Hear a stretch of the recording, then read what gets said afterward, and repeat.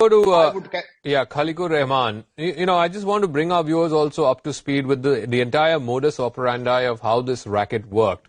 This is according to the Ghaziabad police. They are saying that once a miscreant has created a profile on this popular gaming app called Fortnite, they identify their targets based on behavior.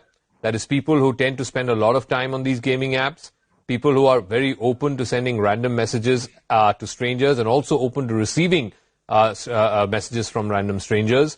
And most importantly, they are also evaluated as to what kind of relationship they have with their parents, whether they're close to their parents, whether they spend adequate time with their parents, or their parents have let them off with a long rope.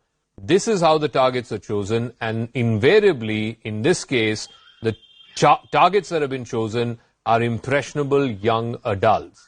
Doesn't it point to some kind of a sinister multi-state gang, Khaleequr Rahman, that preys on these innocent victims, profiles them, looks at the ideal profile of this impressionable mind, and then sort of targets him or her?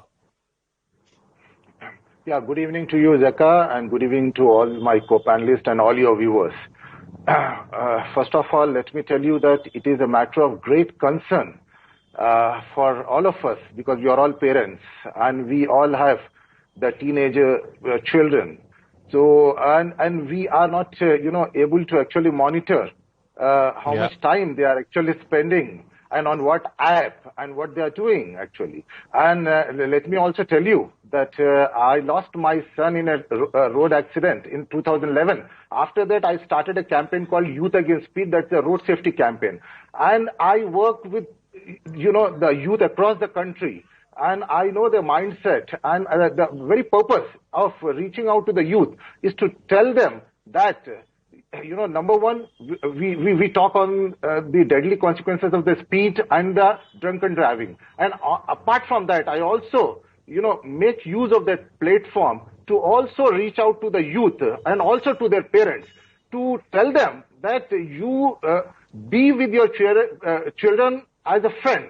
And don't have these distances, especially at least have one meal, at least your dinner with your children. So that what happens is, because the gap or the distance or the communication gap which is developing, because what happened now, the parents have also become so busy these days, so they are not able to spend quality time with the children. So that's the reason, because if we go back to our days, we have spent a lot of time in the joint families. Today it's a nuclear family trend now. So because of that, it is really because mom is working, dad is working, and what happens is, most of the time, in order to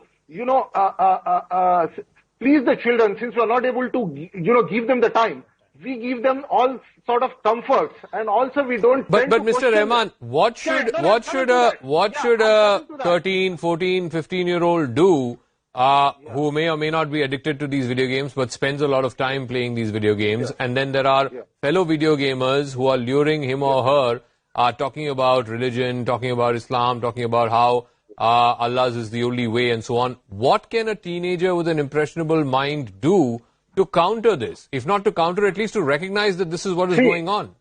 Let me tell you, because these teenagers are 13 years, 14 years, 15 years. They have the very vulnerable minds, and it is very easy to lure them, especially. And the kind of this sinister plan, which has been, in fact,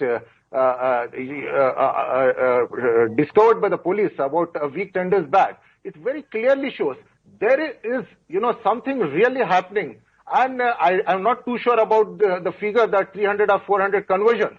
But, it is up to the police to actually do the thorough investigation into this matter, and we have to actually reach to the deep-rooted cause of this. Okay, on that last point, I agree that, yes, that the police will need to prove this in a court of law, and it's not going to be easy to do that. But let me ask Anila Singh. I was listening to Mr.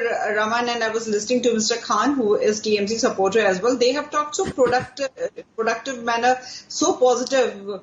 But at the same to Khaleequr Rahman, we're given to understand, and this is again as for the remand application that was filed by the UP police, that once these miscreants get these kids, these children in their lure, then the conversation steers to far more important topics or far more weighty issues. There are conversations about the Israel-Palestine conflict. There are conversations about alleged atrocities by the armed forces in places like Kashmir. They speak of the values of one religion over another.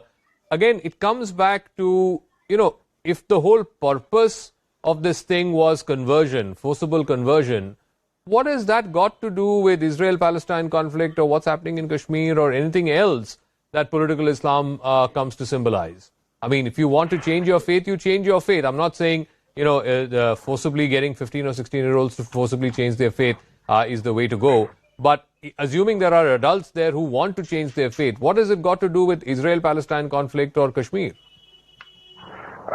Because, see, in this case, because these miscreants were targeting the young minds, the teenagers actually. And I don't think anyone, any adult, would have become a victim of these people. And as you very rightly said, and as Vikram Singh ji very rightly said, because this Shahnawaz's face could just be a front guy actually. And I don't think this guy has the capability or the capacity to run this plan. There must be, the intellectual brains behind him. Even looking at his face, I don't think this guy, has even the, technical knowledge to do all this or execute the plan. So I think our police and our intelligence and IB has to really go after to find out, because this is something which is more alarming than any other thing. Because every youngster, every youth has got a smartphone, and we really don't know, and it is really difficult to keep a tab on them. So it is very, very pertinent and important that the police should not be complicit or negligent in any way. And since our former DGP Saab is here, I'm sure whatever he said, I fully endorse his words. I agree with him. Okay. And, yes. Khaleequr Rahman, Tausif, Anila Singh and Vikram Singh.